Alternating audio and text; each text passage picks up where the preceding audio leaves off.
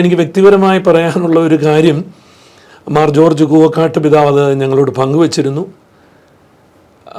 പാപ്പ ഈ സ്ഥാനം നാമനിർദ്ദേശം ചെയ്തതിന് ശേഷം കൂവക്കാട്ട് പിതാവ് നന്ദി പറയാനായി വത്തിക്കാനിൽ തിരിച്ചു ചെന്ന സ്പെയിനിൽ നിന്ന് ചെന്ന സന്ദർഭത്തിൽ പാപ്പ പങ്കുവെച്ച ഒരു കാര്യം, ജോർജോ അങ്ങനെ വിളിക്കുന്നത് അവിടുത്തെ ഭാഷയിൽ. അപ്പോൾ ജോർജ് എന്നർത്ഥം ജോർജ് നിന്നെ, അപ്പോൾ എന്തിനാണ് എന്നെ ഇത്രയും വലിയൊരു സ്ഥാനത്തേക്ക് ഉയർത്തിയത്, ഒത്തിരി നന്ദി എന്ന് പറഞ്ഞ് കരങ്ങൾ കൂപ്പിയ ജോർജ് പിതാവിൻ്റെ കരങ്ങൾ കൂട്ടിപ്പിടിച്ചുകൊണ്ട് പാപ്പ പറഞ്ഞത്രേ, ജോർജ് നിന്നെ ഞാൻ കർദിനാളായി നിർദ്ദേശിക്കുന്നതിന് മുമ്പ് നിരവധി തവണ ആലോചിച്ചു പ്രാർത്ഥിച്ചു. എനിക്ക് ഈ ജോർജിനോടുള്ള മോൺസിഞ്ഞോറിനോടുള്ള വ്യക്തിപരമായ സ്നേഹമാണോ ഈ സ്ഥാനം നൽകാൻ എന്നെ പ്രേരിപ്പിക്കുന്നതെന്നായിരുന്നു എൻ്റെ ആശങ്ക. സഭയിൽ അതിന് സ്ഥാനമില്ല. മാർപ്പാപ്പയുടെ വ്യക്തിപരമായ ഇഷ്ടമല്ല, സഭയ്ക്ക് നന്മയ്ക്കുതകുന്ന ഒന്നായിരിക്കണമെന്ന് എനിക്ക് നിർബന്ധമുണ്ടായിരുന്നു.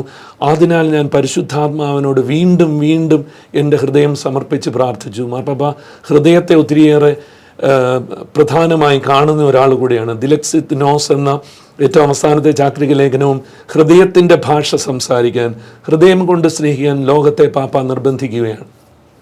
അവിടെ ഇതേ പാപ്പ ഈ ഹൃദയം പരിശുദ്ധാത്മാവിന് കൊടുത്ത് പ്രാർത്ഥിച്ചു എന്നാണ് പറഞ്ഞത്.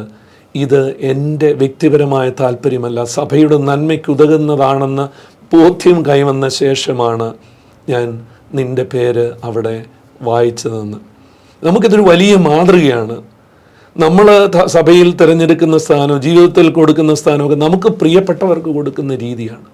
ദൈവത്തിന് പ്രിയപ്പെട്ടവനാണോ താൻ തിരഞ്ഞെടുക്കുന്നവൻ എന്ന ആലോചന, പ്രാർത്ഥന, ആശങ്ക ഒരു സഭാധികാരിക്ക് അവശ്യം വേണ്ടതാണെന്ന് പാപ്പായുടെ ഈ തിരഞ്ഞെടുപ്പ് നമ്മെ ചൂണ്ടിക്കാട്ടുന്നു. ഒപ്പം നമുക്ക് കൂവക്കാട്ട് പിതാവിനെ കുറിച്ചുള്ള അഭിമാനം 10 മടങ്ങ് വർദ്ധിക്കുകയുമാണ് പാപ്പായുടെ ഈ വാക്യങ്ങളിലൂടെ എന്നാണ് എനിക്ക് തോന്നുന്നത്.